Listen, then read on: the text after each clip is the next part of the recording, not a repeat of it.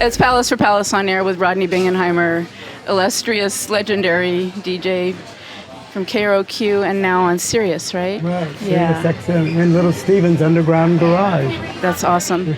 We're here at your booth at Canter's and on a very special night to support our dear friend April Whitney, KROQ DJ, in her time of need with medical bills, she and Jill. Yeah. It's a great night. A lot of people are coming out to support in the Kibitz room. Yeah, a lot of the KROQ fans from way back, they're all here. Yes. And we've got a great house band with some great guest artists playing some tunes from back in the day. Yeah, Clem Burke from Blondie and some of the Dramarama members and Oingo Boingo. And would you like to share any special stories or memories that you have of your time at KROQ, maybe specifically with April? Yeah. Since tonight we're honoring her and here to support her. Well, April was on KROQ like every day. She was on the daytime, and then they switched her at nighttime, and she was part of what was happening in the 80s. She was playing all the 80s music and from the 90s, and she even played some of the songs that I play on my show. I once did a record with Blondie.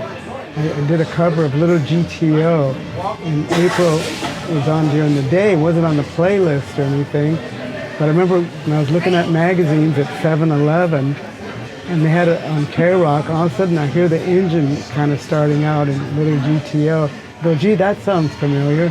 I go, wait a minute, that's me. So April was playing the song they did with Blondie, Little GTO. Right. And then I used to play a lot of Annette Funicello on my show.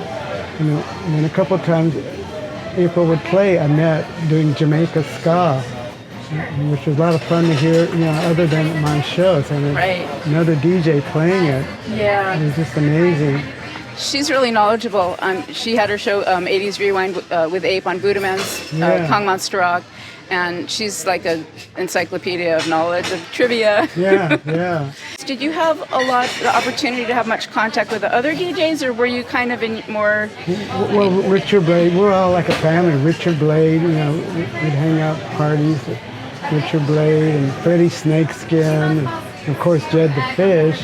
They were going to try to be here tonight.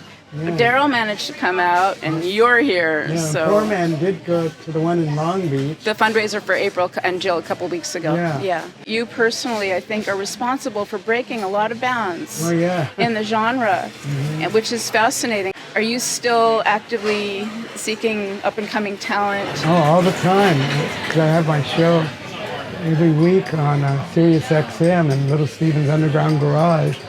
That comes on at 6 in the evening, which gives me a lot of time for people to hear things. Right. From 6 to 10. No, 6 to 9. I'm so glad that you found another home. I listened to your final broadcast on KROQ, and I was so sad. I just felt it was the end of an era, but I'm so glad that you found another home that welcomes you on the airwaves. Well, Steven Van Zandt, he was trying to get me, even when I was at KROQ, and I didn't know if I could do that. I think it was proper. But the day I left KROQ, that very day, little Steven called me that afternoon and asked me to come to SiriusXM for his underground garage. It's so great. As a matter of fact, I asked you the question, but it wasn't really a fair question because I knew for a fact that you feature up-and-coming talent. I know that one of the guys in the house band, he's not here tonight, but Fernando Perdomo, I know you play his song Girl with a Record Collection. And Susie Moon from Turbulent Hearts is here. Yeah. And she's gonna sit in singing a song a little later in the evening. Oh, great. Yeah. And I know, are you playing a couple of their tunes? Or? I have, yeah. Yeah. Yes. Yeah. So she's hanging out in one of the booths in the Kibitz room. Yeah. She's beautiful. I've interviewed her a couple times, and I think they're a great band. Oh, yeah. Great stage presence, Is there anything special you'd like to share with the general public or April and Jill specifically? Well, we had a great time. We all went to Hawaii. A lot of the KROQ DJs went to Hawaii twice with KROQ listeners, and we all partied in Hawaii with the Go-Go's. The Go-Go's played there. I introduced the Go-Go's on stage, and April came out on stage, and we had a great time in Hawaii, Waikiki. An interesting thing to share about my history with you, Right. and that I was a professional dancer for many years, and the person who gave me my very first gig at the age of 15 as a dancer was Tony Basil, who I know since I was 9. Yeah.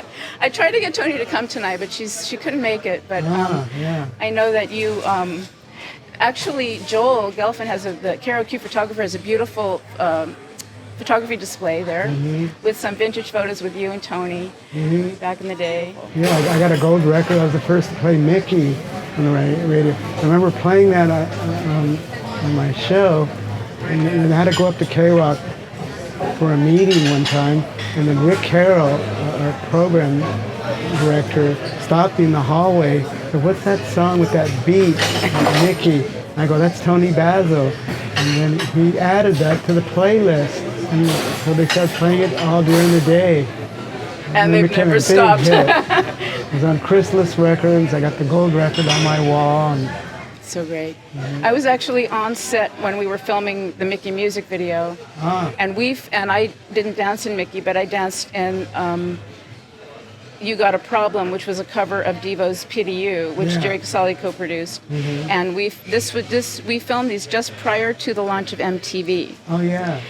Just prior, and it was a marathon. We shot 2 or 3 videos back to back in the old days. Yeah. There's a really cool photo that was never before published of you and Tony in the DJ booth in Pasadena. It's in the slideshow. Oh yeah, really? Go see, yeah. With Sam Freeze. Yeah. Rest in peace, the 3 of you. She was on my show. I interviewed her. So, yeah. Yeah, those were the days. They sure were. What's your take on the music industry now? I can't personally get a grip on it. Can you? No, there is no industry. It's hard. Everything's done by computers, internet, and all that. And thank God we have a record store called Amigo Records. Yes. There's a few out there. There's a magazine, and it's actually a newspaper called Record Collector, and it lists all the stores in LA that have vinyl and you can buy records. That's great. I just hope April gets well and gets better and gets back on her feet. Yes. And every little bit helps. Yes. Definitely. Definitely. Every little bit helps. So please donate. Actually, you know what? I'm going to these are actually, people can donate via the Jill's PayPal.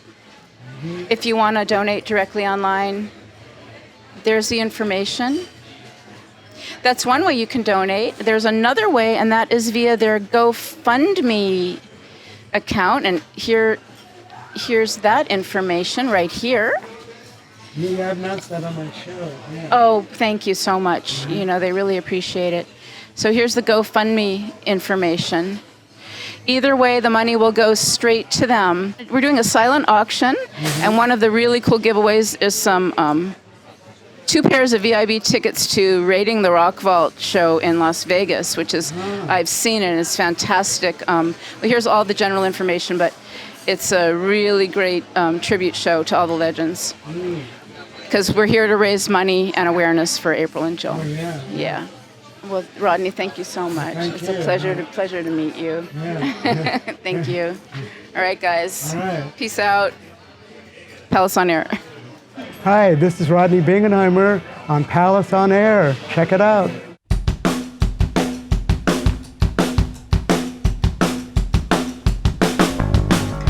I've known my dear friend, the beautiful, brilliant, and talented former KROQ DJ April Whitney since high school. I was truly heartbroken to learn that she and her partner Jill have fallen on very hard times. They both suffer from severe long-term and chronic medical issues, which have led to their current extreme financial hardship. They are both considered officially and permanently disabled. Unfortunately, excessive bureaucracy is causing unduly long delays in their ability to collect disability insurance. Due to chronic illness and relentless and unmanageable pain, neither of them are currently able to work.